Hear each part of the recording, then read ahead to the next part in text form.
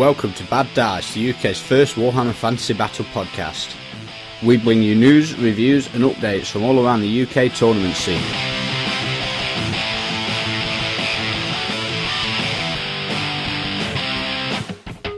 Your hosts are Ben Curry and Ben Johnson.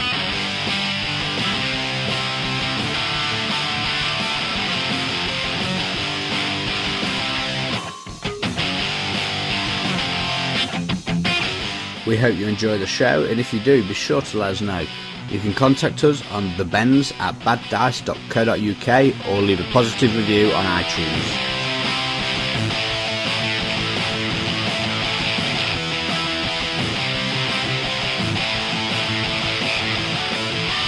Welcome to episode 41 of the Bad Dice podcast. Warhammer Day. Warhammer Day. Yeah, Warhammer Day indeed. So, Warhammer weekend. yeah, it is sort of. So it's the launch of Warhammer 8th edition this weekend, so it's now available. You can go down to your local store, your friendly local game shop, or your local Games Workshop and pick the book up. As long as they're in stock. Yeah, and I think it should be. Pretty much all the stores, I think, have had a massive supply of them, so have they not really? You're shaking your head. Well, I think they might be struggling. I think they've gone the Nintendo route. Oh, right, okay. Do you know what I mean? Just enough, but then leaving wanting for more. Okay, fair enough. Well, before we get into the meat and two veg of the episode, we'll have a quick shout out to our sponsors.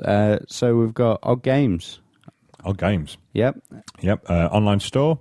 Sell you anything gaming, basically. Yep. Nice and cheap offers on all sorts of stuff Warhammer related, so you can get it from them. And if they've not got it, let them know and they'll try and get it for you. Yeah, I'm pretty sure. So check out oddgames.co.uk. You can also go to the forums, have a chat with them on there. We've been running a competition over the last, month or so? And that's going to be announced shortly, I think, on the Odd Games forums. So you missed the closing date for that already. So check out the forums for the winner of that one. So thanks to Odd Games. Check them out. I think it's 15% off all Warhammer and a nice, good, cheap deal on the book as well. Yeah, 37 quid, wasn't it, for the book? Yeah, so spot on. Rankings HQ, also one of our sponsors. Them boys help us out with the UK rankings, and they do rankings from all around the world. They're also one of the sponsors of the ETC, along with ourselves. Check them boys out, rankingshq.com. And last but not least, Unseen Lurker magazine. Yep, Unseen Lurker magazine. It's good stuff, isn't it? Yeah. I do like to have a crap, read through the book, you know what I mean? So check them out, unseenlurker.com. They're a magazine, all sorts of Warhammer content in there, and just general gaming stuff as well. I think the latest issue coming up is got an article by, is it Russ Wakeland from the D6 Generation? Talking about Hordes and War Machine, yeah. So that should be interesting to see for someone who's getting into the game themselves. I'm having a look at that. And also, Mr. Sturge has done a review of paintbrushes, hasn't he? Yeah, in his own quirky style. Quite look forward to reading that. So issue 4 should be out within the next few weeks, I reckon. We've just also finished a competition for Unseen Lurker, giving away a latest issue 3.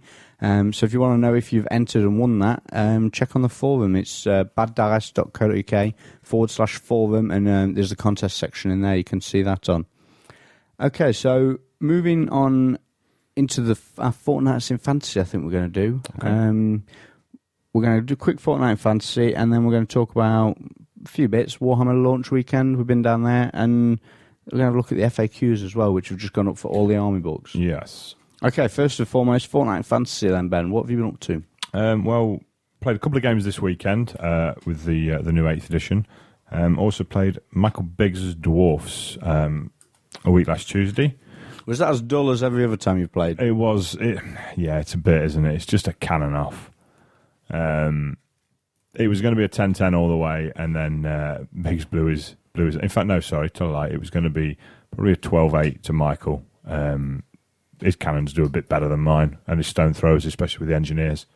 So he managed to take out a few bits and bobs. And the anvil struggles. You can't do anything to stop it, and it kills so many cheap points, outriders, things like that. Just picking off crap. Picking off the crap, yeah. And you can't hide. Do you know what I mean? You can hide your big stuff, but then you've got stuff spread everywhere. So when he wipes units out, when they panic and hit the table edge, a lot of panic tests. So we got a lot of points from that. And then the last turn, he blew his envelope 1-1. Oh dear! And that was a 10-10. I think I won by about 40 points or something after that. but we added it up twice so that, See what it'd have been without the anvil going. it was a draw, 4 points in it, and it had been a 13-7 to Biggs without the anvil blowing up. Oh, that's a bit rough then. Bit. Yeah. What was the anvil in on the last turn? The last couple of outriders, so 3 outriders. So it's fuck all points. Well, it's what, 70 points. Not worth it, really. Well, it would have been a panic test on something else as well. I think a wizard. So if it had all gone off, it'd have been a 15-5. Yeah. So I don't know. Don't know whether it was worth it or not. We were doing a lot of stuff like before we started. I came over to you and said, I'm going to rush him. Do you know what I mean? Yeah. What do you think? What do you think? I was like, yeah, just go for it. Yeah. See what happens. And basically, what happens is you push the steam trap forward, and it lands a rock on it. And then it kind of sits there going, "Oh shit!" Yeah, not good. Right in the middle of the board, Yeah. can't move anywhere. It's got all the artillery. and now he knows how far away I am. So, yeah, that was a 10-10 or a 13-7, depending on which way you look at it. Well, I played him on the same day after he'd played me. He played you. Yep, that's right. I used me dark elves, and I don't know. I thought I was doing all right. I just ran my dragon at him to see how it'd go, and I lost the lord and took 5 wounds on the dragon first turn. Is that right? Yeah, I've got 6 wounds. 4 wounds on the dragon. 5 wounds on the dragon. I've got 6 wounds. Yeah, but didn't he do one later on? No. The first turn he did 5. Right, okay. So I think it was 4 with a rock or cannon or something. 1 with a crossbow. Left the dragon on a wound, and So what killed the lord then? the same rock lobber. Oh yeah, of course. Yeah, that was it. It was a rock lobber, not the cannon. It's both. So yeah, it was pretty rough. That was. Then the dragon didn't go far after that. I think he got it with the anvil in the end. I tried to fly around, breathe fire on some stuff, and kill some other bits. I managed to get his BSB, but yeah, it didn't last long after that. But I thought I was doing all right. Most of my other points were still intact. I'd not lost a lot at all.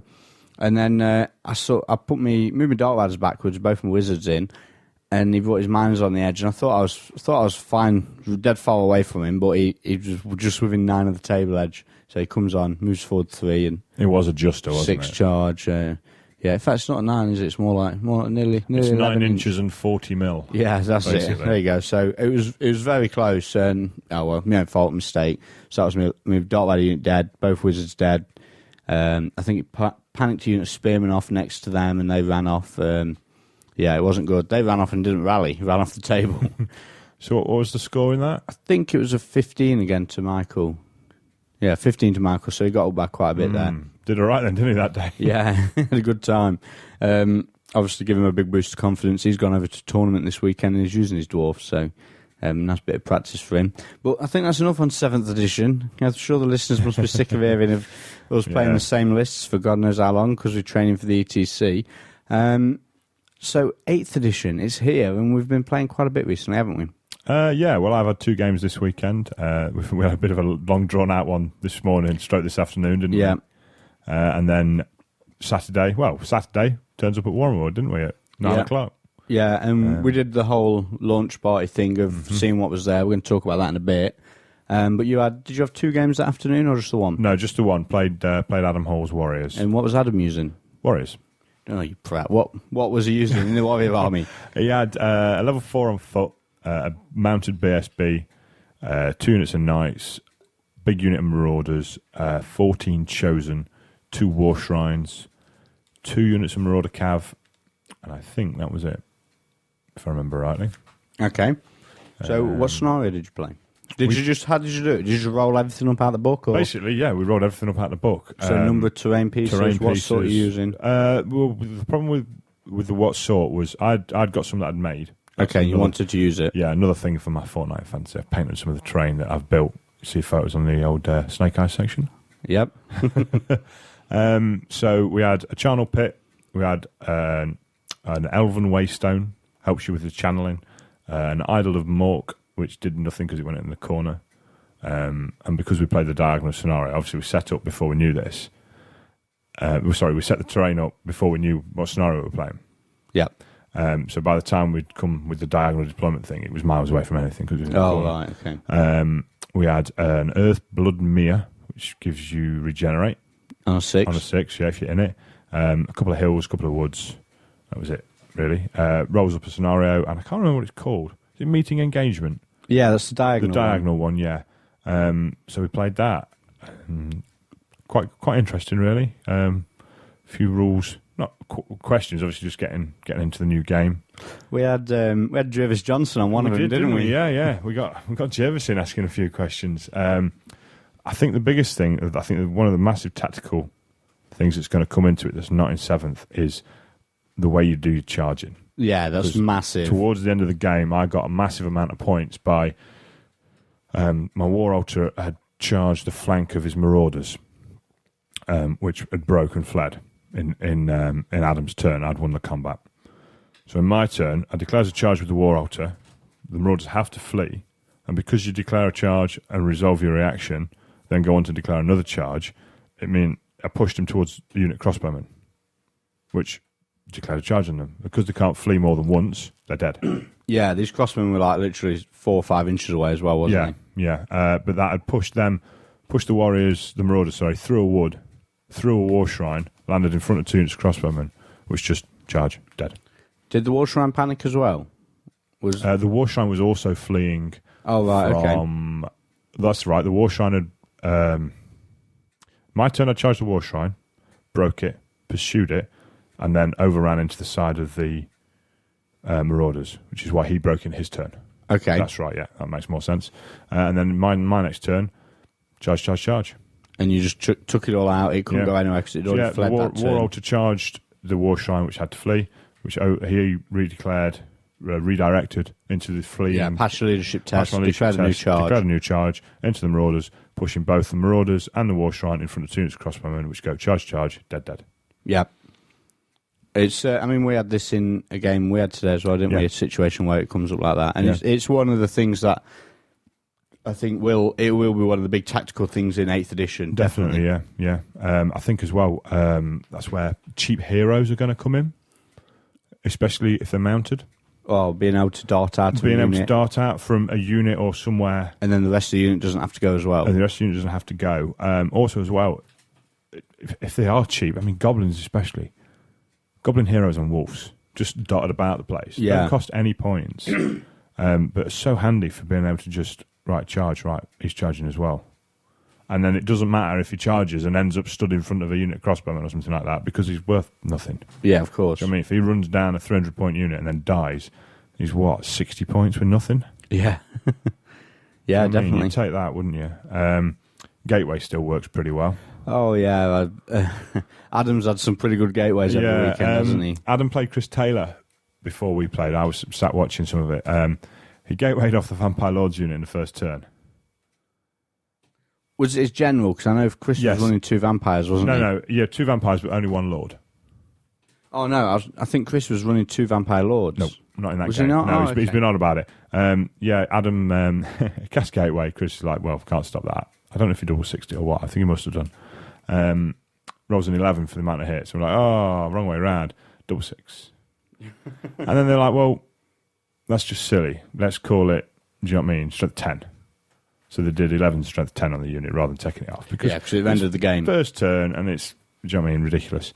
So then, turn 3, Chris miscast his vampire and killed himself. Oh, Adam puppeted him. No. Just killed himself. Just killed himself, yeah. Didn't need to puppet. Well, actually, he says Chris rolls a miscast, rolls a 4. Adam's like, I'll puppet that. I'm like, to what? Yeah, it's already the best. It's already the best one. But the vampire and the Graveguard were in combat with a unit of Chaos Warriors at the time. And he went with the template and just killed everything. And just blammo, yeah. Killed an awful lot of stuff. Chris's vampire died twice that game. It's quite fun. That is quite impressive. I think what else happened in our game, really. Chosen is just like shooting mud. Yeah, it is a bit, isn't it? What did you shoot them with in 3 rounds? I think they had probably 100 crossbowmen shoot them over the 100 crossbow shots. 100 crossbow shots, and 6 cannon, was it? 6 cannonballs, yeah. And you only killed 3? Something like 3, 4, yeah. Yeah, it was Chosen with the 3 up war. Tzinch Chosen. So they get, once these 2 war shrines buffing them up, it's not long before and he's got Favour of the Gods on him as well, so he gets a roll at the start, then 2 war shrines, and eventually he gets his 12, ward, which becomes a 3 up ward. They've got, 3 up armour save already. Frenzied. which you neglected to mention for the first couple of turns. Yeah, he's a dog. He's a dog. Steam Tank, kind of impressive. Yeah, strength 10. What's all that about? Toughness 10. So the FAQs come out, and I mean we'll cover the FAQs a little bit more in depth later. But strength 10 toughness 10 Steam Tank. So I don't know why. I don't know why, and I'm not massively convinced it makes a huge difference. Oh, it does. It makes a massive difference. All the Elven armies now really struggle to deal with it. The war machines, it makes a difference against the war machines. Everything else is the same. Yeah. Do you know what I mean? It's still 6s. Yeah, you're right. Still 6. Well, no, because Strength 5, there's a lot of stuff out there with Strength 5 that will win it on 5s. Things like Fleshhounds getting into combat with it, and just Sword Masters with a lot of attacks. You know what I mean? Maybe I'm talking bollocks then. You are. It's a massive difference. Really, really massive difference. Now can go into terrain as well. Yeah, I know. It's even better.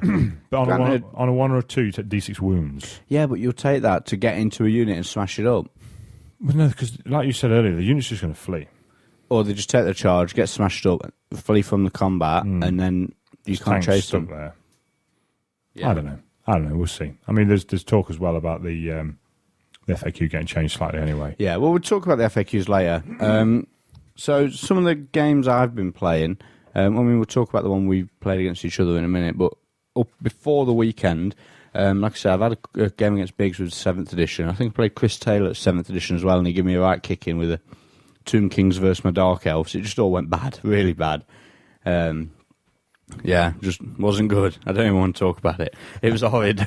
But 8th edition, I've been wheeling the Dark Elves out a bit, and I've sort of settled on a build that I'm quite keen on. So this is I'm using 5 units of Dark Riders, which I really, really like. It's a bit brutal. They've all got standards, so the Fortitude mission's going to be quite an easy one, because I could just hide all my standards while going for other people's with my big Cauldron Knight Death unit. So I've got the 5 units of Dark Riders with crossbows, standards, musicians. I've got a big unit of 10 Cauldron Knights with a Dreadlord in there. Not a lot on him, just a lance and on a cold one, so he's got a decent armor save with normal equipment. I've got a BSB with a Hydra banner, so it turns the unit into a really, really hard-hitting unit. They flatten pretty much anything. Hitting on 3s against most stuff with a reroll, and winning on 2s against most stuff. It's just so good. And then I've got a level 4 who's running around with the pendant and a Dispel Scroll, and that's my magic. Is she on foot? No, she's on a horse, because she tends to go in the Cauldron Knight unit. Yeah. Or the Dark Riders. I've got no infantry. I've got a couple of units of Shades and 2 Hydras. I am loving the 2 Hydras. Oh, dear. But they do die a lot. They die a hell of a lot, but they are a nice big distraction. People think they're the big threat, and it's not. It's the cold ones. Ben Curry, hobby killer. Yeah, you know it. So I've played a few games. I played Adam Hall's Warriors, and I think he must have used the same list against me as he did against you. I think it was very similar. No, he had a Hell Cannon against you, didn't he? Oh, yeah, he had 2 Hell Cannons against me. So quite different. Yeah, it must have been a lot different. I ran my Cauldron Knights forward. I deployed them wide on a flank, thinking I could run into one Hell Cannon, kill it, do a reform at the end of combat, because I should kill it in a round with all the attacks I was getting. Swift reform at the end of the combat, and then next turn I'm just piling in the other direction. So, how does the Hell Cannon work now? Is it a war machine or is it monster? It's a monster handler. Right. So it's not just kill. Yeah. So you would kill it in a round, wouldn't you? Yeah, I think so. I've got to do 8 wounds. Maybe not, actually. Every wound I do to the monster, it gets like a 5-foot ward and deflects it onto the crew. Yeah. But I think I shot it a bit first, took a few wounds, and then chucked my Cauldron Knights in. Like I say, it's got... I can't remember how many get into combat with it. Something like 6 knights, I think, is it? Is 100 mil wide? 100 mil wide, yeah. Yeah, plus, so 6 knights. Yeah. So that's my back rank fighting as well, with the Lord in there. So they're all attacking with 2 attacks, and yeah, it just flattens it. And they turned around and headed back towards the centre where we had a unit of warriors in the building, because it was Watchtower. Watchtower, wasn't it? Yeah. And I made a mistake. I got into the second Hell Cannon, and then I had a choice of either chasing into a wizard or reforming. And I chose to do a reform to face the tower, and when I should have chased in front of the wizard and killed the wizard, reformed at the end of that combat. Because now he positioned the wizard in front of me, and that blocked me. And then he positioned the war shrine behind his wizard, so that would block me as well. And then the game ended by the time I'd run through all that. So in the end, Adam was left with just about half a dozen warriors in the building, and nothing else on the table. A couple of characters, didn't he? No, because I killed them in the end as well. I got them. My wizard was running around blatting his with death magic. I thought the characters and some knights were on the far side. I killed them in the last couple of Did turns. you? Yeah, I killed everything. All he had left was he had 6 or 7 warriors in the building, and that was it. So remind me, what did you need to do to win that scenario? All you had to do was hold the building. So when some would say, well played, Adam. Yeah, probably. He chucked his whole army. It literally did. The last few turns, he was chucking wizards and war shrines and all sorts in front of the knights. And it was my own mistake because I had an opportunity to get into the building with the knights. I still had to kill the half a dozen warriors in there, but I reckon I would have done with the Hydra banner, the Lord, and all that. The amount of attacks I've got going into it. And then I'd have been the nearest to the building, and I'd have won it. I couldn't have gone in it because it was all cavalry, but I'd have been closer than him. So it's just going to be closer. It's not going to be occupy. No, if you're not in it, it's whoever's nearest. Whoever's nearest, okay. And if there's no one near us, so if you've both moved up within an inch, It's a draw. it's a draw. Yeah, it goes to victory points then. Oh, does it? Yeah, it goes to victory points. Ah, right, okay. So, well, no, win to Adam. I'd beat him by probably about 1,500 points. I'd lost next to nothing, really next to nothing. It's like playing 40k. Yeah. So it's a bit weird, but it's a good game. Really, really good, fun game. I played Greg Milne. I can't remember if I've talked about this one already on the podcast. He had an Empire army with 2 cannons, 2 mortars, 90-odd handgunners, a lot of outriders. That was scary. The gun line that apparently is ruining Warhammer, according to the internet. Yeah, I mean, Greg Church, we played the Battle for Pass as well, so it was a long ways one. And he was miles away from me. Yeah. But I managed to, with the Dark Riders, I think I only had 2 units of Dark Riders this time. It was a slightly different build. Dark Riders ran forward on the Vanguard and then ran forward again, and the Shades were down that same flank.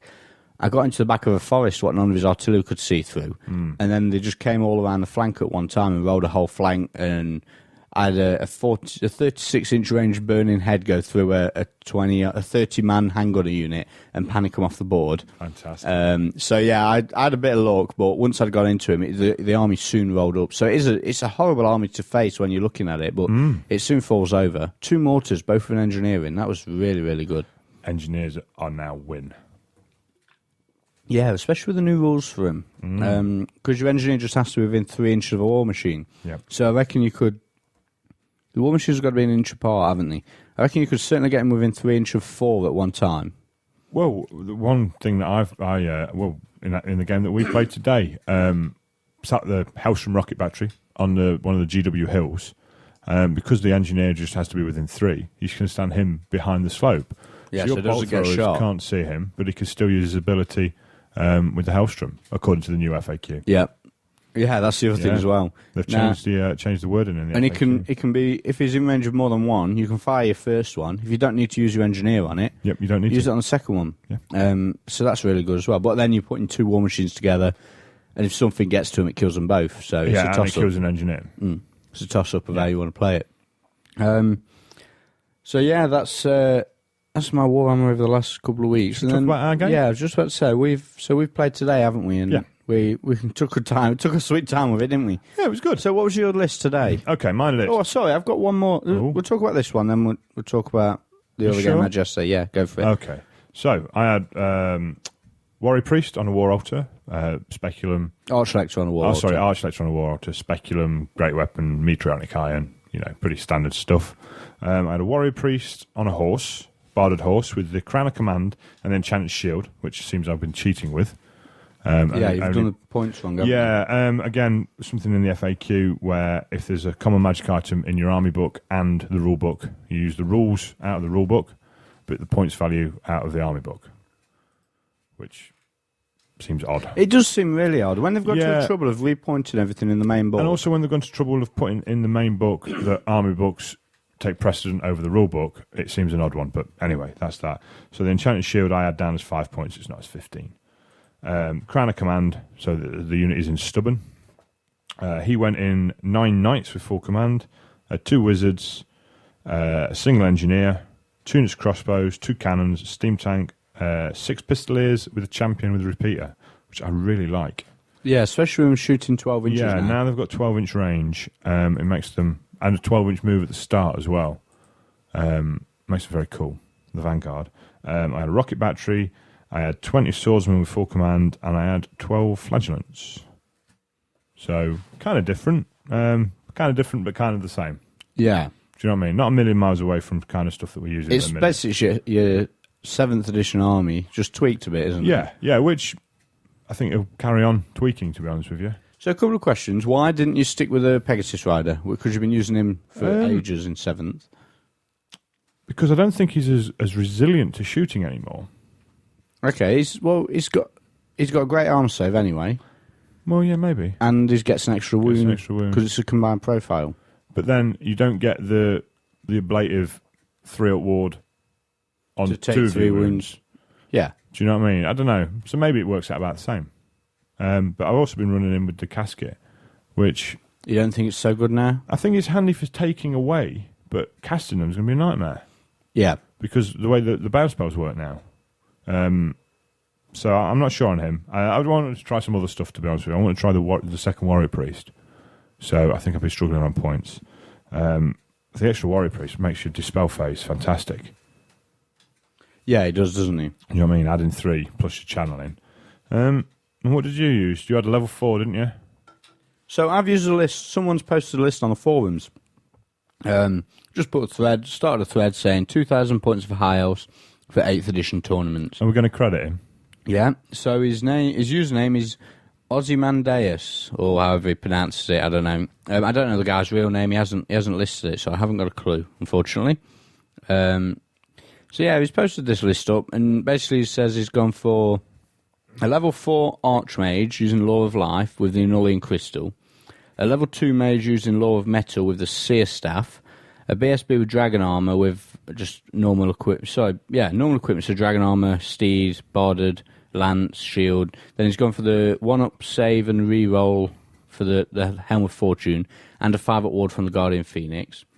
Then 2 units of 20 Seaguard, 20 Spearmen, with a flaming banner on them. 14 White Lions with full command the Banner of Sorcery. 11 Swordmasters with full command Talisman of Loek. And 9 Dragon Princes with Drake Master Musician and the Great Eagle. Now, I sort of took that army and I looked at it and I thought, well, for a start, we were going to play 2,200, wasn't we? Yeah. So I had a few more points in, so I stuck 2 bolt throws in. And then I thought, well, I haven't really got an eagle. I don't think I've got one painted. So I dropped the eagle and changed some of the magic. You didn't have a wizard painted, but you used that fine. I didn't even have an eagle built. So I dropped the eagle. I dropped all the magic items and changed them around a bit. So I kept the BSB's kit the same. I dropped the champion's blade of Talisman of Loek off the Swordmaster champion, and I got the Book of Hoth and a Dispel scroll on the wizards. The Book of Hoth on level 4. So I've not used my house for ages, and I thought I'd give him a run out. Basically, what this guy says, what do you think? What does people think to the list? Any advice? And I says, well, I'll give it a go. Quite fancy playing with some different lists, playing with Dark Elves to death. Yeah. So I'll give it a try. And to be honest, I really enjoyed using it. I played a guy yesterday with dwarfs. I mean, I'll talk about that in a minute. But against Ben, it was just, I don't know. You won in the end by quite a bit, didn't you? Yeah, I did. But I felt that was down to my mistakes in the second half of the game rather than, I don't know. Basically, I deployed both Seaguards. We were playing Battle for the Pass. Battle for the Pass, a long way. So your cannons and your Hellblast, Hellstrom, I just couldn't get near. No. The tank as well. The only thing I thought I've got to deal with the tank is, luckily, well, my wizards, I was going for beasts on the level 2 and life on the level 4. And luckily, I rolled up the spear. Yeah. Amber Spear, is it? Oh, yeah, Amber Spear / Amber Cannonball. Yeah, Amber Cannonball. And that's how it went down. 6 dice on the level 2, first turn. Cannonball, just 5 wins to the steam tank. Double 6. And I'm thinking, I'm in here. And then the Book of Hoth, was it 10? You had 10 irresistibles throughout the game. One of them was a natural double 6. Yeah. And just powering up the units, making the Swordmasters toughness 7 at points. Using Throne of Vines first, then boosting all the rest of the spells. Regrow as well was great. Regrow. So I shoved my White Lions in front of your big night bus, didn't I? Yeah. And you charged in. Not really knowing what happened, but was the 8 White Lions. You charged in. Something like that, I wasn't think it was 9 white lions. You charged in with your 10 knights, well, 9 knights, 'cause I think I'd killed one. Yeah, 8 knights and a warrior priest. And I struck first, so I put 4 attacks onto the warrior priest and managed to kill him. Then your knights lost the hatred, didn't they? Yeah. But they still killed 5 white lions. Yeah, but there's 8 attacks coming from them, plus horses. Yeah. I mean, the horses aren't too bad against you because toughness 3. No. But yeah, with the hatred, I think it'd have been a different matter. Yeah, I still well, don't think I'd have killed all of you. I think I killed a couple of knights, didn't I, as well? Yeah. So you ended up killing 5 white lions without your hatred. I think your knights rolled quite well, didn't they? The horses didn't do anything. The knights rolled quite well. Yeah. And then I held, because I'm stubborn, I've got my BSB and my General's Leadership, so 9 on a reroll, and the Dragon Princes had an option of going in the side, didn't they? And I looked at it and I thought, you know what, I'm really not going to need the Dragon Princes in the side. No. So instead I cast Regrowth on them, D3 plus 1, 4 more White Lions, all added to the front rank, wherever they went, they all got to attack. And it's 3s to hit with a reroll and strength 6, so it just carved up the knights, broke them, ran them down. Meanwhile, the Dragon Princes ploughed straight into your Flagellants, and same situation with weapons skill 5, so I'm hitting on 3s with a reroll, and I got Killing something on 2s. like killing on 2s, and I got something like 16 attacks, and I killed 11 Flagellants, left Yeah, one you killed alive. 11. Well, I did more wounds than that because the champion did 4 wounds in a challenge. Yeah. And it was all going really well. And then the steam tank got into the Dragon Princes, only with sort of low point of damage. I think it was wasn't only 1 point because it took 5 wounds. But they pinned each other there for the rest of the game. Yeah. Then they both conserved the points. I think the steam tank it took a few wounds took a few wounds quickly, didn't it, from all the attacks? 14 attacks a turn. Yeah, it took a couple of wounds from the attacks, and it also, when it was down to 7 wounds, I think I tried for, or 6 wounds, I tried for 1 point of grind. And took another one. Well, I looked at it and thought, I'm never going to shift you. I thought if I can go for a grind, maybe get 1 or 2 of you away. It should stop you from killing me. Yeah, and it did it. Well, it failed. That took a wound, and in the last combat phase, you had 2 wounds on it, didn't you? And you saved them both. Saved them both. Ended with 9 wounds. So, so I mean, the other thing I did from the list on the internet, I just changed the Seaguard, the Spearman to Seaguard, because I thought it's probably a bit better. But playing with him, I think you might be better off with archers. 40 archers. The 24-inch range is a tricky one. It was only tricky because I was playing against Empire and you had 20 crossbowmen. I mean, your 10 crossbowmen outshot my 40 Seaguard. Yeah. Well, you had a bit of assistance, but I had the Hellstrom landed on them in turn 4. Yeah, which made a difference, and you failed a panic test as well when I got a half decent roll off. Yeah, you killed 5 Seaguard from 20 with 13 shots. Yeah. So that made them run away. They didn't like that. Yeah, so that's one shooting phase where they weren't doing anything. You didn't shoot in the first turn, did you? No. Did you not shoot the War Altar 1 turn as well? That was first turn. I was out of range first turn, so I shot the War Altar instead. Yeah. So yeah, I don't know. It was a bit of a strange game. Early on, it looked like the house were going to walk it, and then I had a bad magic phase where I think I made some bad decisions with what spells I was casting. Well, you say you had a bad magic phase, but I did nothing for 2 phases. Yeah, but you rolled quite low on that as well. Yeah, so I rolled lost quite low on the power dice. It was a 1 level 4. You roll like a 5 and a 1. You get 6 dice plus your channel. I get 5 dice plus 2 from my characters plus any channeling. Do you know what I mean? So we're about on par with Magic. And like you say, you went. I think you went a little low on dice on a couple of them. I think you were looking for the doubles, weren't you, more than anything? And you didn't get it off, so it obviously ends your phase. Yeah.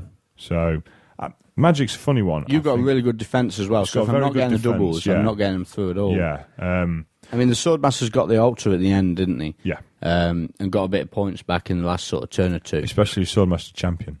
Swordmaster Champion went on the Temple of Schools and got plus D3 attacks and ended up with 3 attacks. 6 attacks, an extra 3. That was insane. Kept having to decline the challenge because all of a sudden the Archlector with the Speculum would have been beating the crap out of me. Yeah.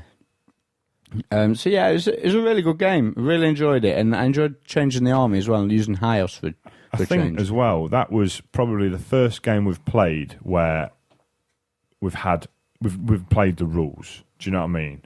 We've sort of played a few where we're sort of picking it up. Do you know what I mean? I think that was probably the first game where we've played where we've been really... Yeah, we sort of knew the rules by then. Yeah, playing the game. We're thinking tactics rather than just shoving it all to the middle. And I mean, to be honest, I've played a lot more than you, I think. Yeah. So I've sort of been on that for the last few games of my Dark Elves as well. Certainly with this with this fast cavalry army I've sort of come up with. But this high elf army was really, really fun. I really enjoyed using it. I think I'm going to use it a lot more. The magic was brutal. The Book of Hoth. And it made me think as well, if you make a slightly more defensive high elf build, so certainly the Sea Guard going to archers, maybe less Dragon Princes and more White Lions or Phoenix Guard, and your level 4 goes for Heavens, and your level 2 goes on Life, and you can sit at the back with your level 4, casting all things badness, irresistibly, and fireballs as well, 48-inch range fireballs and things like that. Well, that was another thing that we noticed, wasn't it, with a level 4, because the way you roll for your spells, if you roll a double, you effectively get to choose. So if you roll 2 2s, you get number 2, and then you can pick what that other 2 is going to be. Yep, and then after you've picked all your spells... after you've picked, you can then swap anything back down to number 0. Yeah, any one to a single spell. So if you're level 4, chucking 4 dice, don't get me wrong, you're not guaranteed to get the spell you want, but you aren't far off. No, of course you're not. Do you know what I mean? 1 double means you can pick any spell. Yep. So it means that, like, say, if you went on that, you're going to get Comet probably 8 times out of 10. Yep. I mean, the level 4 with Life worked really, really well with the army. I mean, the guy who's posted on the forum said use metal with the level 2 because there's a few spells, but I didn't even read the metal ones. No, so I didn't... with it being a level 2, and obviously you want to use most of your dice on your level 4 with the book. I think you're right with going on beasts because the default +1 toughness, +1 strength. You got the rulebook there? Yeah, man. So, I mean, I don't know. I thought that +1 toughness, +1 strength as your default, would really, really benefit. Certainly the White Lions at strength 7. Mate, it's toughness 4. Toughness 4 elves, yeah. You don't get that often. You don't get that ever. So, I mean, metal, the first one's Syrian Doom, so it's only D6 hits, you know what I mean? So, D6 strength. D6 strength, whatever your armor... Well, roll into wound with whatever your armor is. Yeah, so it's a bit... I don't know, it's a bit difficult. Against knights, you're wounding on 2s, but then against my crossbowmen, you can't wound them because you've got no armor. Yeah, right? Something like that. You probably can wound it. It's probably just on a 6, just on a 1 or 6 or something. But it's not something that you're going to make a lot of use of. And no. I mean, this guy says use the seer staff so you can choose them, but then you're running with no scroll, and I didn't really fancy that. I also think as well, because you've got to put down on your army list what magic you're using, you can't. I think you need a definitely good default that you're going to be able to use. Well, then, if you've chosen your spells, you've got that, haven't you? If you're choosing them, yeah. Oh, so yeah. it says you use the enchanted blades, so you're getting +1 to hit with all shooting and close combat, and you're using glittering robe to give you a 5+ scaly skin, so it increases your armor save. But then, like you say, if you're going with the book on level 4, you're not getting a scroll. No, of course not. So swings and roundabouts. Yeah. So like I say, I did fancy the Beast one, and also the potential to roll up that big cannonball when you do play against Empire. I mean, I didn't choose it to play against Empire because I played against Dwarfs the day before. Yeah.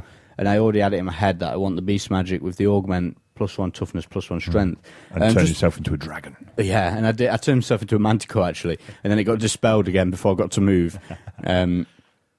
So, yeah, it was an enjoyable game. I really, really enjoyed it. We took, best part of the day, hadn't we? So one of the things we are going to do is we're going to have some big battles, I think, aren't we? Definitely. When we come back from the ETC, we're going to have some mega battles down at Warhammer World and a few thousand points aside. Rulebook has got rules in there for using allies and things like that, so I think so. Yeah, why shouldn't we? So the other game that I played was against a guy called Steve Evans. He's a listener, spotted us over at the open day, came over and said hello. And he's one of the big ones, isn't he? Yeah, one of the Bristol Biggers. There's Lurkus Spleen on the forums. So hello to him, thanks for the game. And hello. So he said he heard us talking. He said, I recognise that voice. Came over and introduced himself.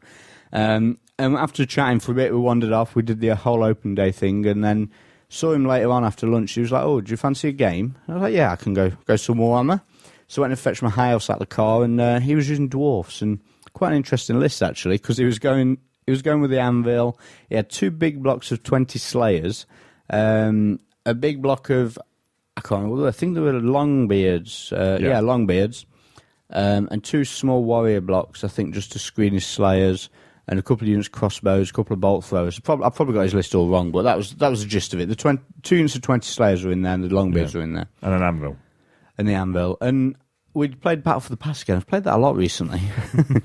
And deployed opposite each other. I thought if I put my Loathern Sea Guard opposite his bolt throws, I could just move into range and sort of volley fire at him while I'm ranked up, and I should be able to drop him fairly quickly because it's only 6s to wound. That didn't work. Just didn't work. But I managed to get my White Lions into the front of his. I stood right in front of his 10 warriors, but he managed to some bit of funky manoeuvring, moving past me and out the way, and then the Slayers from behind moved straight past the warriors and charged with the anvil into my White Lions. I'm thinking, could be bad, but actually not too fussed about that. I'm striking first, strength 6. There's 14 of me. I killed all 20 Slayers in 2 rounds of combat. Well, there's something to talk about. Anvil and the distance that dwarfs now go. Yeah, It it massive, was isn't scary. Now, these Longbeards were in the middle of wood in the centre of the table, and I was looking at it, and it's like they're miles away from me. Yeah. They're never going to get near me. Next thing, he moves 6 inches out of the wood, and then he's charging me on 2d6 plus 3, and I think he needed to roll sort of 9 to get in, and yeah, he was straight in. He'd come like 16, 18 inches. Well, what's the average? The average is charging 10, isn't it? Yeah. Do you know what I mean? Which isn't far off, twice as far as the charge now. You know, it's crazy. And he just comes running straight out of the centre of this wood into his Swordmasters with my BSB and my level 4 in. And I'm thinking, crap, this is going to go bad. But I managed to hold the first round. I think I lost the first round and held. And then the second round, because he'd killed a few, my BSB moved down into the combat then. Because I was on a horse, I was at the end of the unit. BSB, because of the casualties, the BSB moved down the line. I regrew some back into the back rank, and I think I got a spell off to get my toughness up as well. And I just annihilated them and broke them. So I was quite lucky then, because if I'd have rolled badly on my break test or something, I'd have been all my points were gone. You know what I mean? Big Swordmaster unit, a level 4 and a BSB. On the other flank, on the right flank, the second Slayer unit was pushing on, and I managed to get my Sea Guard into the side of them. Again, a long charge. Not sure. I think I might have caught Steve out with the length of the charge because I was quite a wide unit.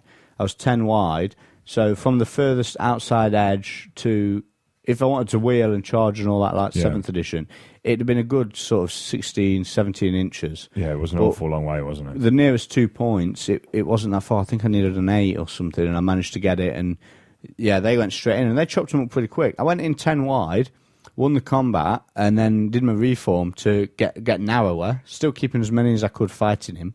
But obviously I'm putting people into the back rank now, so I'm getting loads of attacks with my spears.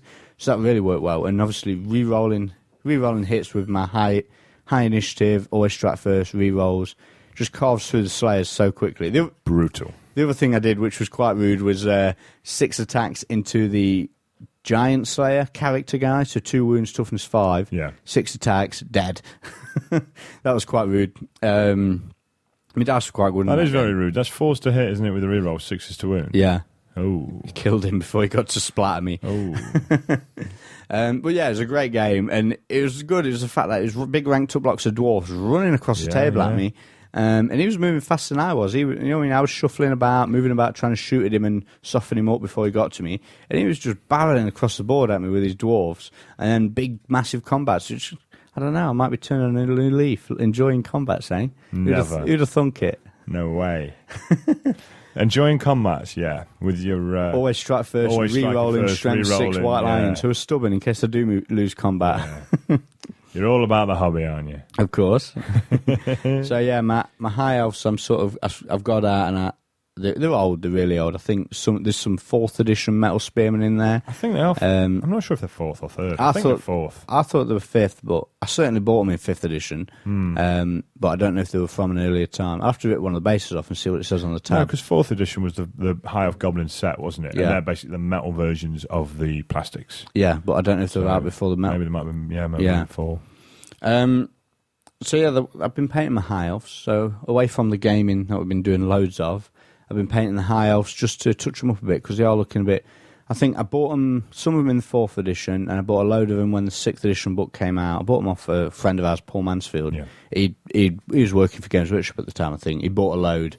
Then by the time he'd left Games Workshop a year or so later, and he needed some cash, I had all his high elves off him. And so yeah, I've been sort of touching them up a bit. The idea was getting painted up and sell them, but I don't know. I might see about painting them up nice now. I don't know. We'll see. they're enjoyable to use, really good fun. Yeah, it's the same old thing, It's isn't the it? fact. Well, the list was it had a lot of shooting, a lot of combat, and a lot of magic. You know what I mean? It does everything well. But I imagine a lot of lists will do that now. I think the elves especially. Yeah. Maybe not the wood elves, I'm not sure. No, I don't know. No, maybe not. I think the only thing I'd like in the army, which when I've been talking to you recently saying I want a new list in 8th edition, don't know what it is yet, but I'm itching to paint something. I want something with ogres in. So maybe lizard men. I'm not sure on that. I'd like, I don't know. I'm going to have a think about it. Still not decided what I like. So anything else you've been doing? No, like I say, I've been painting up my the terrain I've been making. See the photos of it on the old Snake Eyes. Yeah, you can actually. It's good plug actually. As bad as it sounds, plug. Yeah. No, get yourself on the Bad Dads forums. If you sign up to the Snake Eyes section already, just go in the Snake Eyes area. Ben's posted up loads of photos of your new terrain you built. Some of it's brilliant. Really easy to make as well, isn't it? Yeah. Again, using the GW stuff and a bits box and some slate. It's great. Yeah. And including Ghost Fence. Ghost Fence, yeah. You can see an actual. Everyone's laughed about it. Everyone's joked about it. You can see one actually built. Yep. So get yourself over baddice.co.uk/forum, and it's in the Snake Eyes section of that. If you want to sign up for the Snake Eyes section, it's just baddice.co.uk/Snake Eyes, and it's a tenner for a year. Is there anything else in your Fortnite and Fantasy? No, other than the stuff we're going to cover about the open date. Okay, we'll cover that in a minute. I mean, one of the other things I have done is I've started reading the Zombie Survival Guide. Now, I read World War Z, or World War Z, whatever, it's an American author. World War Z. World War Z, and it's the zombie world wars, and it's from the guy who wrote this book. And Yeah, but I'd never... people's accounts of it, isn't it? I'd never read the original version of it, so I've been lent that by someone, and I'm going back to read that, so that's all good. I think that's about it. So take a short break, and then we'll come back and that was free shipping to anywhere in the UK with all Odd Games purchases. www.oddgames.co.uk. Okay, so we've had a short break, a little bit of nice juice on a summer's day, and we're going to talk some about the Warhammer World Open Day, or the launch party as it's been billed as. Yeah. So, overall summary, sort of impressions of the day before we go into it in more detail. What do you think? I enjoyed it. I really did. Yeah, so did I. There's a lot of stuff there that you don't often get to see, unless it's at a games day, and then it can be massively spread out and massively cramped. So yeah, I mean, can't really complain, can you? I enjoyed the fact that not only could you go around talking to all these people who work in the Games Workshop design studio. I mean, we were lucky because we live local. We know a lot of the guys anyway, so it's nice to chat to some of our friends while we're doing all this sort of stuff. But also we got to play some Warhammer. They opened the canteen area, but even though the main Warhammer World Hall was just all the... It was just the design studio moved out for one day only, didn't it, pretty much? The back area of the canteen, not Bugman's, it was the actual staff canteen, was turned into a gaming area as well. So that was really good. I enjoyed that. Apart from some people playing 40k. Yeah. What's that all about? Ruining Warhammer Day. Told them that as well. But yeah, some of the stands on were just awesome. Absolutely stunning, some of the stuff they had there. The one thing that caught my eye more than anything was they had the staff did is it a battalion challenge or something like that? Yep. So you get to see their armies, basically. So when they're not painting up to a certain standard for heavy metal painters and things like that, studio, sculptors, artists, all that sort of thing, their own armies and how they go about it. So there's a story behind this, which you don't know because you wasn't with me when I got told it. Okay, go on. Okay, the story was all the staff members got given, or they were asked to take part in the battalion challenge. Mm-hmm.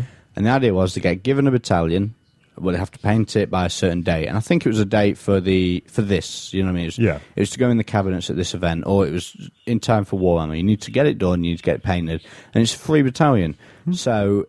is it Mike Andrews, one of the sculptors? He's got a big fat nose ring, like a bull's tag between his septum. Okay. Yeah, and so here goes. Yeah, I had a go at that. I was a bit bit eager, I think. I said, "Oh yeah, is yours done?" Because he's a sculptor, but his painting is stunning. I think he's had golds and silvers and bronzes in the open competition at Golden Demon every year. I'm sure he's in the rule book as well. He did the Grey Wizard in the White Dwarf. White Dwarf Wizards Challenge. He was there. I was talking to him. And I was talking to what's the Seb Pepet. Seb Pepet, talked to him as well, and Seb was like, I didn't do it, I knew it'd be just stupid. So I said to this guy, I said, well, where's yours? And he goes, it's there, look. And he points at this diorama with 5 swordsmen on. He says, yeah, I had to pay for mine. So he'd painted 5 swordsmen out of an Empire battalion. Were they good? They were awesome, absolutely stunning. And that was it. He had to end up paying for his. So that was the deal. They got it for free if they got it finished. If they didn't get it finished, they had to pay for it. I like that. But yeah, there was a whole load of cabinets over the back room, wasn't there? Well, the two walls of Bugman's, from sort of like the tower down to the entrance of Bugman's and then all the way back up to the fire escape, was pretty much just staff figures. Yeah, cabinets with staff's figures in. Yeah, not heavy metal figures, but just generic staff figures. Yeah, but a lot of them were heavy metal a lot of they were them seriously talented individuals. Talented people, yeah, without a doubt. And not just that as well, some people who weren't, I say this, the greatest painters in the world, but again, because they've got that creative sort of thing, I dare say you all have, haven't they, working in a place like that. Some of the ideas were great. Some of the stuff they'd done, the kit bashing and that sort of thing. Yeah, I mean, the one that really caught my eye was there was an ogre army in there. An ogre, in fact, it was a full army, so the guy had done the battalion. I don't know if he'd done it in a short space of time, but he'd done a complete army to go with it. And it was painted using sort of 4th edition stylings, so it was green bases, goblin green on the bases and all that. But it was sort of done in a way to bring it up to date, and it was a goblin green base, but then it was highlighted with, it was sort of muted down with the highlighting on the base. The rims of the edge of the basing was still goblin green, and like the static grass he used on it was like faded static grass, and it really suited it, like really suited it, and it looked like a real tip of the hat to the past editions. An homage, is it? An homage, to the past editions, brought up to date using the same old colour schemes, and it was really nice. One thing I did see, I forget the guy's name now. He did tell me. When you first walk in through the main doors, there's probably 6 tables set up with like game scenarios on. So whole armies laid out as if they're halfway through a game, and they were there to for people to talk through the rules. So like one of them will be set up with a load of charges being declared. So you go to that table, and the guy on the table will tell you, right, this is the Empire player's turn. He's declaring his charges. This is how it works. Another one will be set up for the shooting phase, the magic phase, that sort of thing. It's quite clever, actually. It was, yeah. And each table had a staff member. Each table had a staff member showing you a specific part of the turn. But all the armies were by one guy. Were they really? They were, yeah. He's got like 3,000 or 4,000 points of every army. I didn't know that. That's impressive. Yeah. I really can't remember the guy's name because I saw it, and what led on to it was he got a spine dragon. And I was chatting to one of the guys. He says, "Oh, spine dragon." He says, "Whose is that like? Who lost sleep trying to stick the paper in the wings?" He says, "Oh, it's such and such. They're all his armies." I was like, "Really?" So I went over to chat to him, and great. Really cool. Shame you can't remember his name. You are useless. His name. I know, I'm terrible, aren't I? Okay, so obviously there was a lot of stuff there, a lot of staff members, but the thing people want to listen to is the leading lights, the famous faces in Warhammer World, and Jervis Johnson was there, wasn't he? Yep. He was sort of parked himself by a big stand which had the Throne Schools information on, and also a big table which Jeremy Vettok had set up, and it was a dwarf it was a Battle for School Pass on sort of crack. Yeah. And I spoke to Jeremy Vettok. I'd seen his video online. I thought, I've got to speak to this guy. And Mr. Warhammer. So I introduced myself and I says, I've seen your video. I just want to listen to you talk about Warhammer. And that was it. He just went, and for like 40 minutes of him just talking. And his big thing was the battles. The legendary battles section he had a big hand in, him and Jervis did. And this was what this Goblin versus Dwarf thing was. Yeah.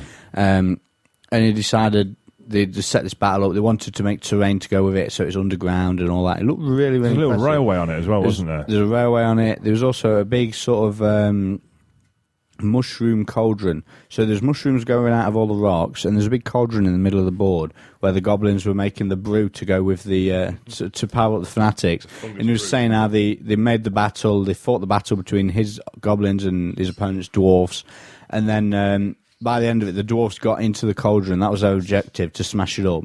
Smashed it up, spilt the goblin juice everywhere, and turned all the nearby goblins into fanatics. And he was going on in massive detail about this battle that he'd been playing. It was just crazy. It was brilliant to speak to someone.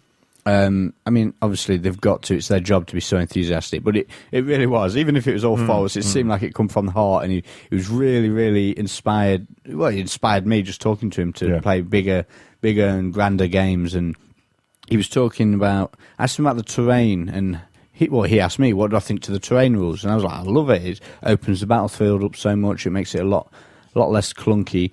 And but I said, well, I'm not sure how it works in tournaments. And he was like, well, you can just use the terrain rules. You don't have to use the special ones. Just use the terrain out of the book.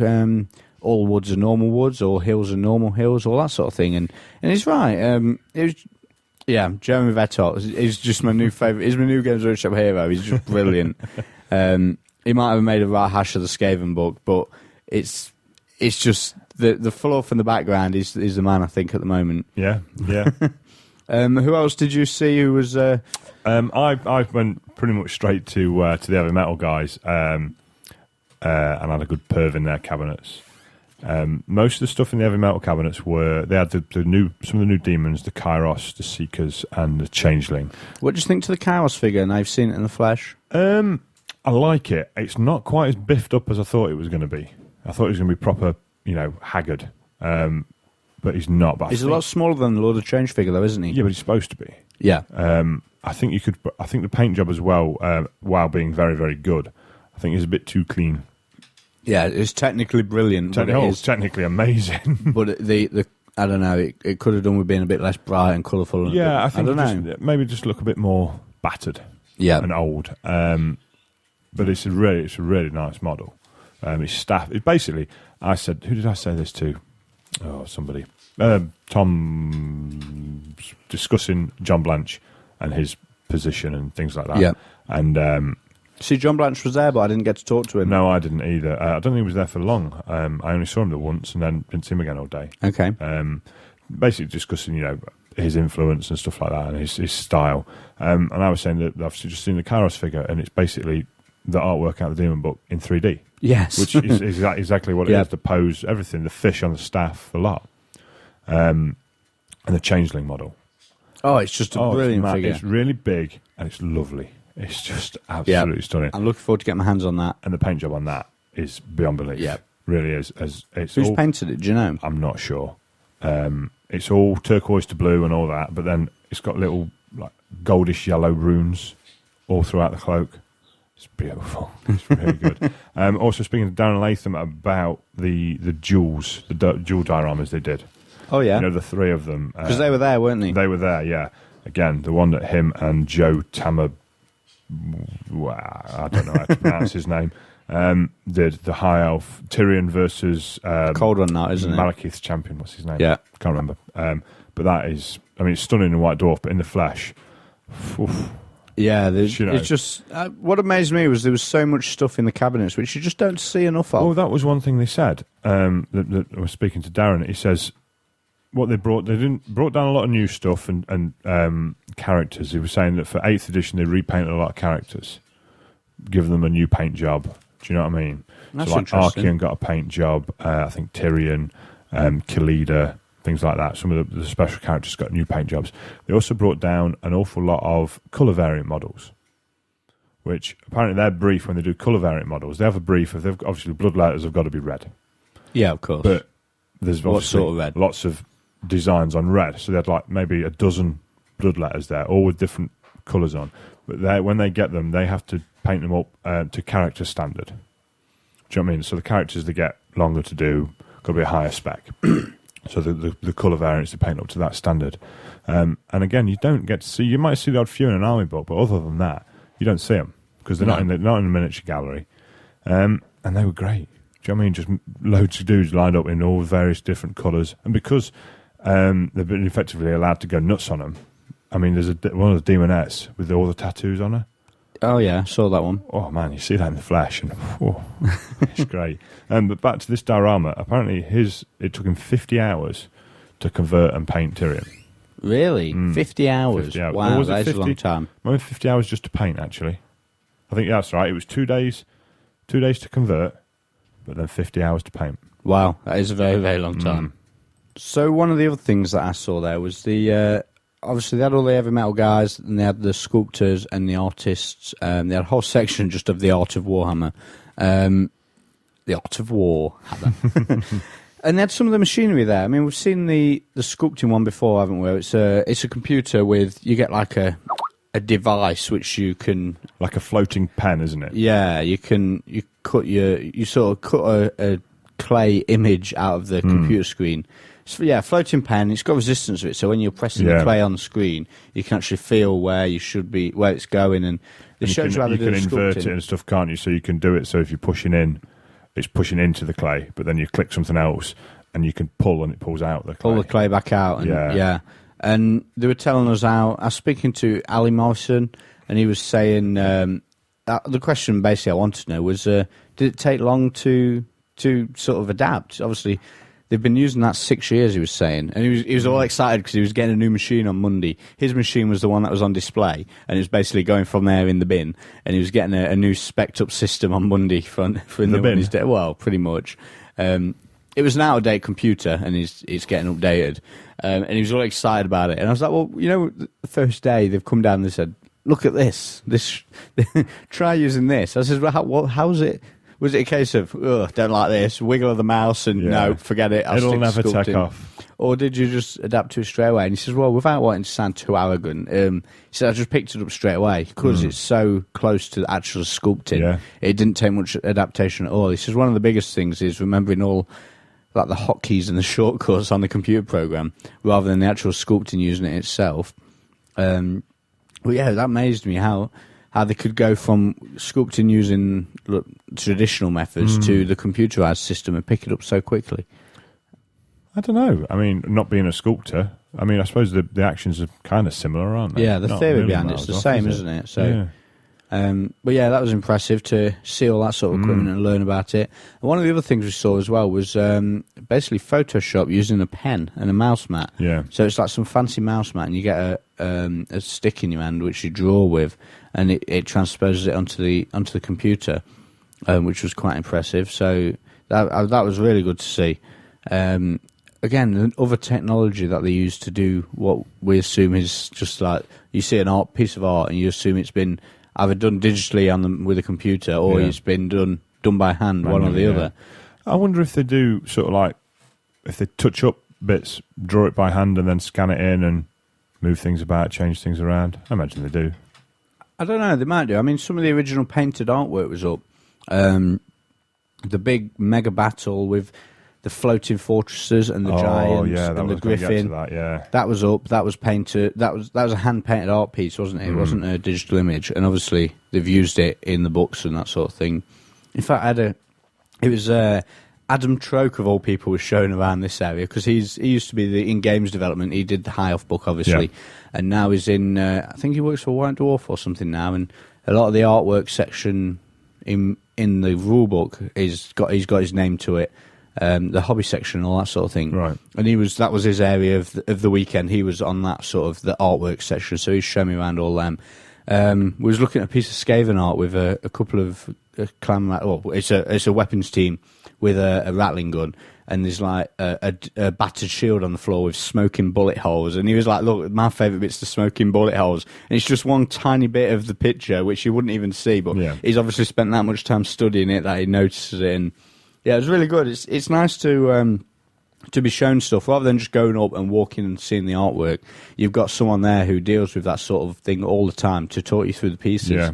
I really enjoyed that. I mean, all this stuff I imagine will be at Games Day, and I know people might be a bit sort of, Games Day, it's full of kids, or it's just a rip off wanting to Games Workshop get any money, but it's well worth the money to go and see this sort of thing. Yeah, it is. I mean, we touched on that earlier, didn't we? You can sit at Games Day, but I think this weekend was so much. Yeah.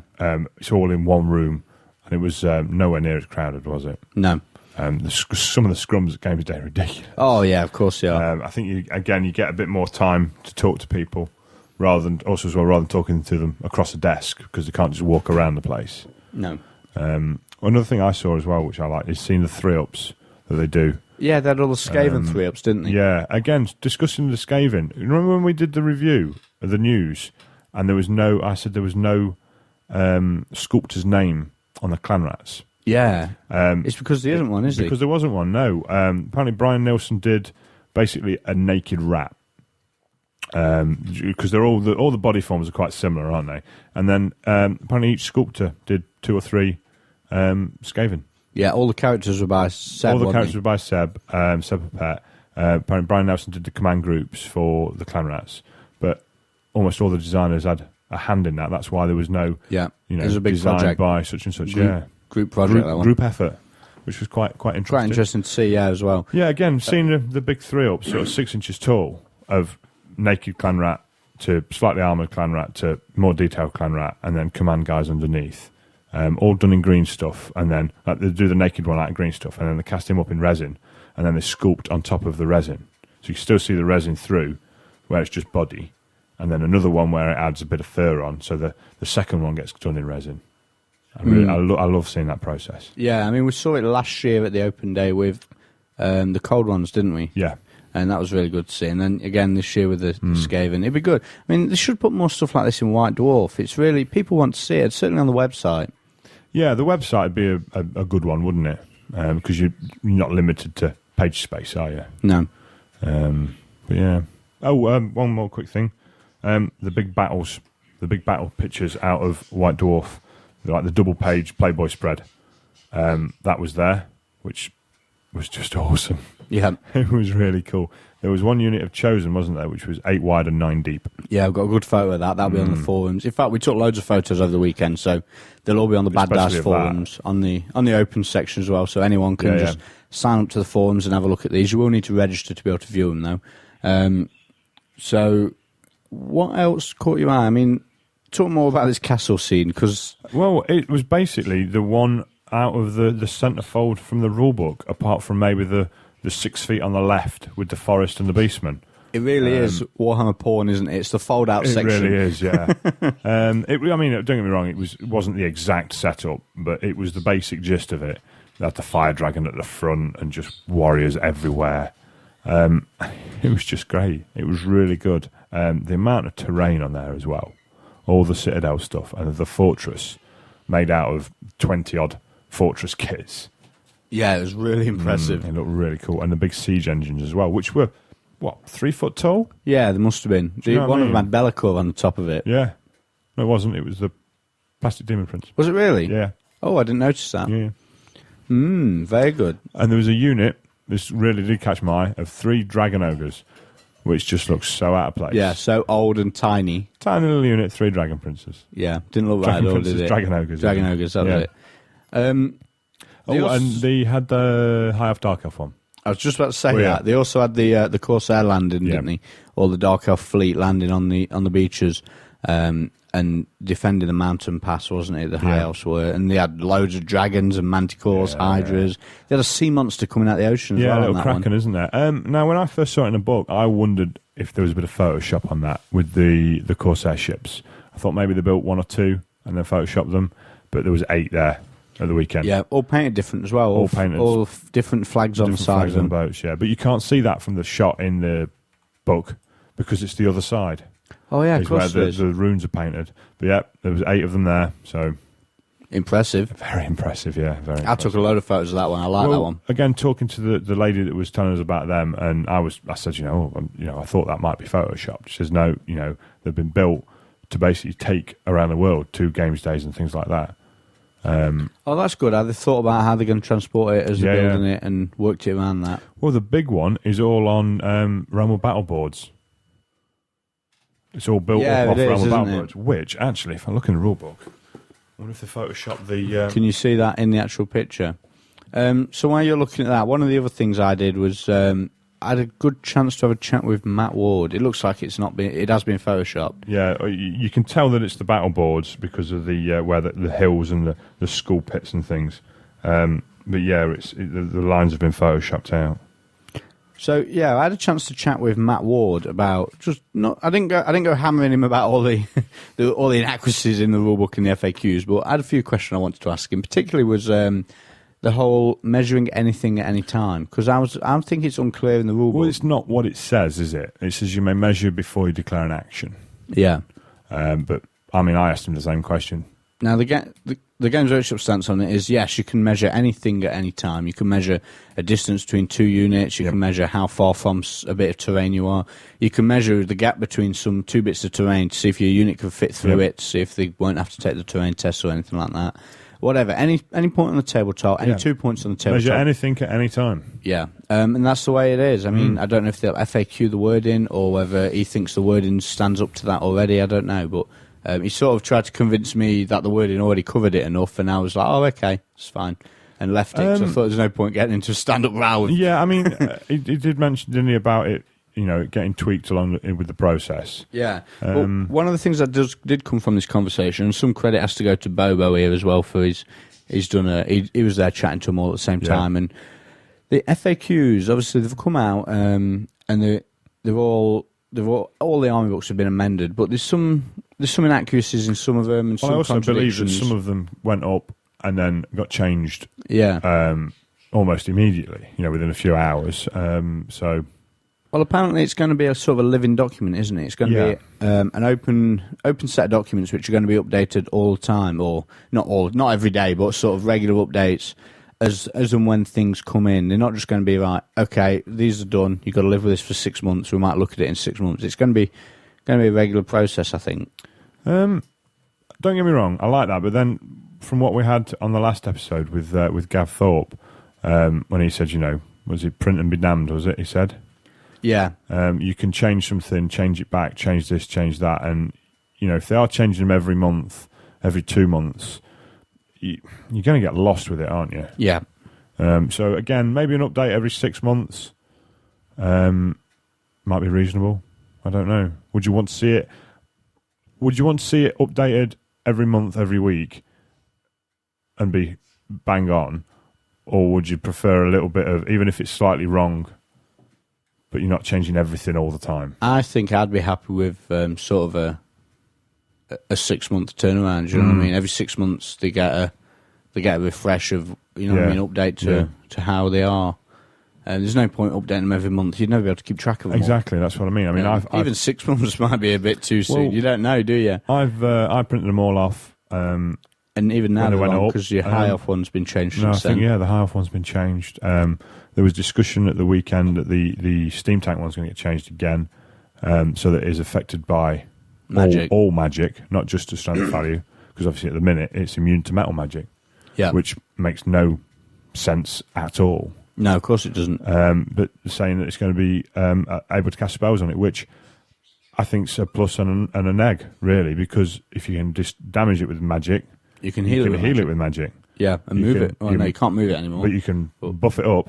Oh, yeah. More strength, more toughness. I'm not quite sure how you do that. It's toughness 10, dude. Yeah. Can't go above. No, we give it more strength. Yeah. It's an interesting one, that's for sure. I'm not sure how I'd feel about it getting updated, weekly, monthly sort of thing. I think you just get lost in it. Yeah, I think you're right on that. I'd like to see a regular update, but the regular doesn't have to be weekly, does it? Regular, as long as like 3 months, 6 months, something like that. Or even you could do it when they do one for every new army book. Every time they put out a book. Every time they put a book out, and then the inevitable FAQ, it refreshes add everything into, store them all up, and then when you do the Skaven book comes out, you FAQ that 3 months after that or whatever, everything gets a refresh, everything that's been added gets put in then. I don't know, but that's something for GW to do. Yeah. So is there anything else at this weekend that you've seen? The collector's edition rulebook. Oh, yes. Tell us about your collector's edition. In fact, no, you don't. If you've not got a collector's edition, it's pretty much tough luck now because there was 3,500 of them put out, wasn't there? Yep. And they've all gone really quick, but they are awfully impressive. One of the things I enjoyed about this weekend was seeing the amount of players that were just sat around at Warhammer World in Bugman's, whether they're outside on the balcony, they're in the tables in Bugman's, and there'd be half a dozen of them around a table, all with the rule books, all not talking to each other, just staring at the rule book. Yeah. I got some lovely photos of people who I don't even know just reading the rule books in groups. It was really good atmosphere all weekend. Apart from the 40k players. Yeah, and 40k players are ruining it. I'm just trying to rack my brains to see if there's anything else we've seen and not spoken about. I'm sure there is, because there was a lot there. I mean, did you get a chance to talk to Jervis? Briefly about the Throne of Schools. Yeah, so I mean, one of the things that came from that is the fact that it's not going to be random anymore, is it? Not random as you take by the wording of random. They're putting out. They're going to clarify what random means. Yeah, and basically, as long as you keep winning, you're going to keep playing other winners. But as soon as you lose, you're going to be thrown in the pool with all the rest of the losers. See, I thought it was different. I thought you were going to be random within whichever band you were. So first round, everybody's random. Second round, it'd be random for all the people who won would randomly play each other. All the people who drew would randomly play each other, and all the people who lost would randomly play each other. Then again for the next round. So all the people with 2 wins would be randomly selected against each other, etc., etc. No, the way I understood it is whoever's on, all the guys on 1 win, 2 win, 3 win, 4 wins. Yeah, all the guys who are on maximum wins will be seeded. Will be randomly playing against each other. Okay. Anyone else will just be in a random pool together. So it's still going to be pretty random. If what you're saying is right, it's still going to be very, very random, isn't it? Oh yeah, of course.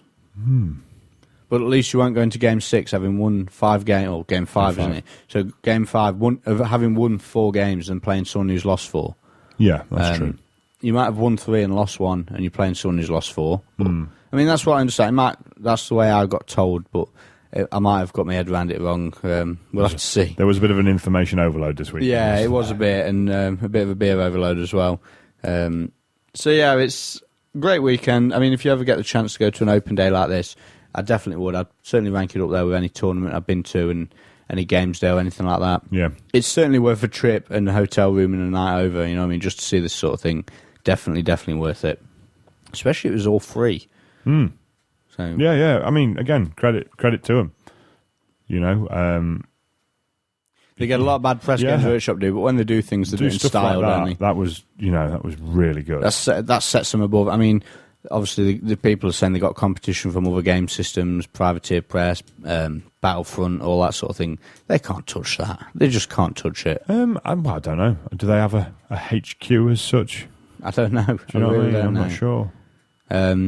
But I've never heard of anything on par with it, not even remotely. So, yeah, a good weekend. So we're going to have do you want to have a quick talk about the FAQs now? Yeah, you can do. Okay, so FAQs have all gone out for each army, and as we've said already, they've already been amended, some of them as. We're not going to go through them army by army, but we'll just go through some of the major things which have been brought to light. Yeah. Well, I've got the Empire one. Obviously, I'm quite familiar with the Empire book and the Empire FAQ as well. Some of the things that still in the erratas from, which is basically, you know, putting things in that were wrong, they're still the same as the old FAQ, like the Theogonist with 2 attacks, that sort of thing. Yeah. Then there's the amendment section, which is a lot of bits of ignore and delete.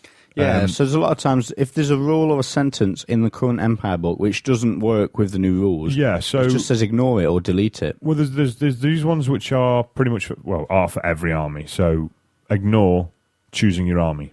So obviously... So the page which tells you how many hero slots you get and all that sort of thing, just ignore that whole page. Troop type, again, ignore that. Refer to the beastry section in the Warhammer rulebook. Delete all references to unit strength, because obviously unit strength doesn't exist anymore. And all references to Dogs of War. And all references to Dogs of War. So they are dead. A big comet landed and killed them all. Oh, really? Yeah, apparently, yeah. It's in the fluff. They've altered the detachment rules. Well, I say altered. They've just brought them in line with the new way you charge. Yep. For your supporting charges. Mortar is now a stone thrower, so it can fight indirectly, which is nice. With apparently D3 wounds, but that might be a typo. Yeah, it might be. Yeah. Master Engineer, this is a good one. Again, replace Master of Ballistics section, the whole section, with a Master Engineer within 3 inches of a war machine is allowed to look at Sir, and can use his ability to reroll a scatter or artillery dice, which changes it from the Empire book where you can't go in Hellblasters, Hellstroms. Hellblasters and Hellstroms, yeah. Yeah. So again, that might be an oversight. They might have just gone, it can just go with all the war machines Yeah, within possibly, 3 inches yeah. now, and they've not realised there was an exception. Or I don't know. Or they might just not be bothered. It can go with anything. Bothered, yeah. Because obviously now characters can't join war machines. Extra crewman rule, ignore that because he's not in it. Yep. Basically, that's it. It tidies up a lot of things. It tidies up the stuff that doesn't make sense, and then the FAQ section. The questions, isn't the it? questions are basically pretty much what they were in the last one. So things like, can you have a second war altar? No, because there's only one. Does your war altar get -1 movement for Bardin? Yes. They're all pretty similar to what they were. So yeah, the FAQs are pretty much the last FAQs, just updated with tidying up for the new wordings. Yes. Yes. Now, some of the things which people were saying was, are they going to alter points? And basically, that's a no, isn't it? Yeah, that's across the board. No. There's not been a points change anywhere. No. One thing I thought they would do, which I've not seen that they have, is giving Army Book laws the classification, so the direct damage, a hex, what a spell is. Do you Have they really not done that? Not Are you as far sure? as I've seen. Turn to the Dark Elf one. So while you're looking for that, I'll just run down another one of the changes which came in. What it is, it comes to common magic items. So if they've got magic items in the rule book and in the army book, the way this works now is you use the rules in the rule book, but you use the points out of your army book. So your Enchanted Shield for Empire is still 15 points, even though it's, 5 points in the army book? 5 points in the army book, Yeah, in the rule book. So in the rulebook, yeah. So you're using the points out of the army book, but the rules are in the rulebook because there's no rules for any of these in the army books anyway. And why they've done that, I don't know. It just baffles me because if they've gone to all the trouble in the main rulebook to rewrite them and repoint them, why not just say use that? Well, again, things like this, Harpy, change flying unit to fly because there's no rules for flying unit. Yeah. Do you know what I mean? So it is. It's just a tidy up. It's nothing more. But no, I can't see anything in the Dark Elf one about making things hexes or direct damage and whatnot. Well, that's interesting. Maybe that's an oversight as well. I don't know. And they've not changed anything. None of the laws have been given signature spells neither. Or they've not been called signature spells anyway. No. I thought that was one of the ones I did think they would do. But any more things that really jump out in the FAQs as a whole? Or? Yeah, things like cauldrons, caskets, anvils now basically work like war machines. So the Cauldron of Blood now is toughness 10 with 3 wounds. And you shoot at it like you would a war machine. For every wound you do on your toughness 10, you remove a crewman. So first you remove the 2 hags, then the 2 wounds on the queen woman, whatever her name is. Death hag, that's the one. Yeah. And the same with the casket. I think the same with the anvil as well, I'm pretty sure. Now, there's been masses of discussions about these FAQs across all forums, haven't they? I mean, if you want more info, just the Warhammer forum's the place to be, I think. So just check out the Warhammer forum. It's warhammer.org.uk, general Warhammer section. And there's a massive 11-page thread about it. I'm not going to restart one of the Bad Dice forums just to repeat what's gone on in here. But, yeah, it's just check them out. They're all available on the Games Workshop online. I'll stick a link to in the show notes up to the FAQs so you can find them from the show notes. But yeah, it's. I think we'll look at each individual FAQ more in depth when we go through army book reviews, which we're going to be revisiting the army books in 8th edition, aren't we? Yeah, I'm doing army book reviews because we've not really done in 7th, but the last few that we've done have been really popular, so we're going to do some more. That's a good idea for feedback, actually. If there's a particular army that you want feedback, want to hear about first, give us some feedback. Get on the forums, post up. I know people have been asking for a newbie's guide to 8th edition. And we'll probably give that a go soon as well. So that's the FAQs. That's the Warhammer launch. Fortnite Fantasy done as well. And I think we're going to have another break, and we'll come back and we'll wrap up the show. Unseen Lurker is a new, exciting gaming magazine covering gaming, tactics, hobby, modelling, reviews, interviews, and even the occasional zebra. Each issue has a quarter of the magazine available for download, so you can try before you buy. It's the first independent global magazine encompassing articles from generals and hobbyists all over the world. Every issue of Unseen Lurker, that's Lurker with an E, is packed with giveaways such as custom dice, t-shirts, as well as the Game of the Month as reviewed by our Unseen Lurker test dummies. For more information, check out unseenlurker.com. Okay, so that's episode 41, done and dusted. Just got a few things we want to cover before we get off. So, First off is check out the forums. Getting quite a community on there. There's quite a lot of people signed up. It's free to sign up. Just get yourself over to baddice.co.uk/forums, or /forum in fact. And get posting. And like I say, it's free to sign up, so don't think you've got to pay to get on there. But if you do pay, you get to see Ghost Fans. Yeah. We do have a bonus content area of the forums, which is the Snake Eyes section. It's £10 for the year, and you get some exclusive stuff on there. Like I'm doing a blog on there with my Dark Elves. Yeah. I've posted a couple of lists up in the open section, but I've got a good account of all my games with pictures. Try to take pictures of all my games as well nowadays. And also what I've learned, some tactical insights from the UK's number one. Dance, shoot, dance, shoot. Dance, shoot, dance, shoot. Strike first. Oh, again to come out. Strike first and re-roll. Yay! So yeah, it's. I think you've put a bit of a painting diary up there, haven't you, about your terrain and that? Yeah, so I'm going far. to get one cracked out for me Skaven as well. Get a lot of photos of your Skaven and that. I'm going to take some photos of my new project when I start that after the ETC, and I don't know what I'm doing yet. I'm going to have to sell an army to buy some new toys, so I think. I've just done that. But now I've got a job, I'll be all right now. Gainfully employed. Yay! So, the forums, check them out. Now, while you're on there, you can also buy some new Bad Dice dice.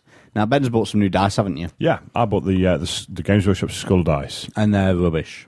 They're not. Well, They're rubbish. they could do with being a little bit heavier. Yep. They don't quite feel right, but they look awesome. Yeah, they do look pretty good, but you can't see what the numbers are. Yeah, you can. No, you can't. Yeah, you can. They're awful. You've been rolling dice at me today while I've been playing, and I'm just taking your word for it. You could have been picking anything up. No, I like them. Can't see the numbers from across the table. They're rubbish. Yes, you can. But the Bad Dice, on the other hand, are awesome. The Ben Diesel dice, you mean? Yeah, bright yellow, big black spots on them, and the flaming Bad Dice logo on the number 6. It's they're nice and cheap on the forums at the moment, so get yourself over there to see 10 of them. 10 of them's a £5, and it costs £1.50 to post.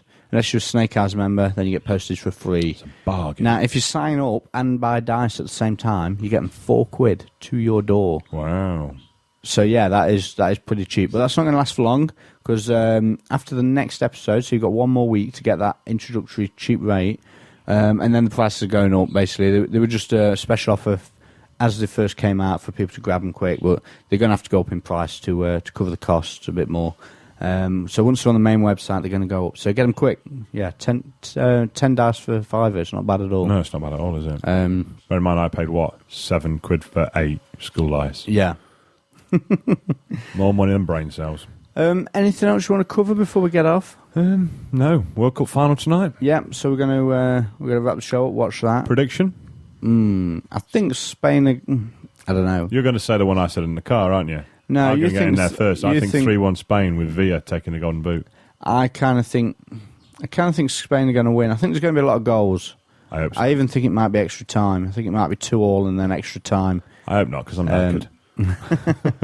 So I don't know. It'll be an interesting one for sure. So if you like your football, I'm sure everyone in the world's going to be watching. Let's It'll be hope a fair few. Howard Webb doesn't cock it up.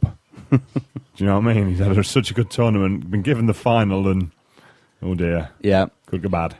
Okay, so yeah, thanks for listening, and we'll see you on the next. Oh, just one more thing. So if you've just downloaded this one out of the blue or anything like that, don't forget to check out episode 40 because we had Gav Thorpe on. We had a great interview with him. It's had some real good feedback. So yeah, check out episode 40 as well. So yeah, thanks for listening, and we'll see you next time. Cheers, guys.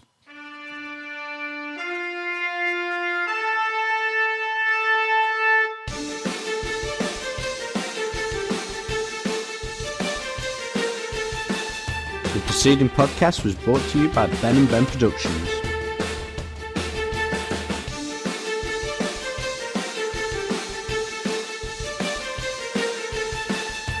If you actually enjoyed the show and feel the need to tell other people about it, you can leave a positive review on iTunes.